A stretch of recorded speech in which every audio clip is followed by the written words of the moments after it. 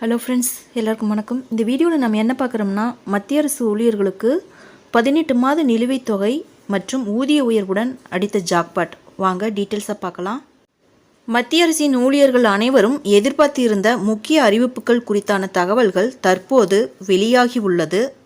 மத்திய அரசின் ஊழியர்கள் ஆண்டுக்கு 2 முறை பெறும் அகவிலைப்படி உயர்வை கடந்த 2020ஆம் ஆண்டு ஜனவரி, ஜூலை மற்றும் 2021 ஜனவரி ஆகிய 3 தவணைகளுக்கு பெறவில்லை.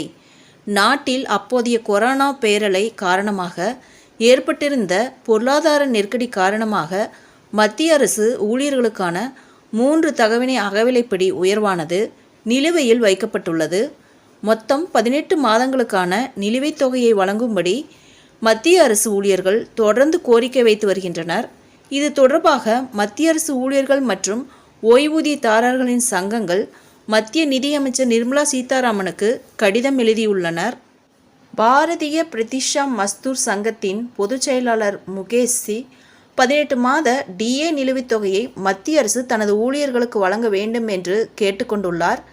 இந்த கோரிக்கையை தொடர்ந்து ஊழியர்களின் நிலுவைத் தொகை வரும் தேர்தலுக்கு முன்னதாக வெளியாக வாய்ப்புகள் உள்ளதாக தகவல்கள் தெரிவிக்கப்பட்டுள்ளது.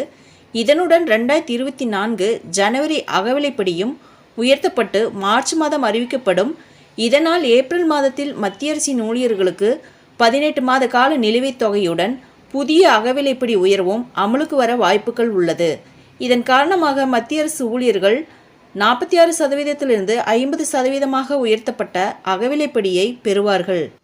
ஃப்ரெண்ட்ஸ், இந்த தகவல் உங்களுக்கு யூஸ்ஃபுல்லாக இருந்தால் என்னோட சேனலை சப்ஸ்கிரைப் பண்ணுங்கள், லைக் பண்ணுங்கள், மற்ற நண்பர்களுக்கும் இந்த வீடியோவை ஷேர் பண்ணுங்கள். தேங்க்ஸ் ஃபார் வாட்சிங்.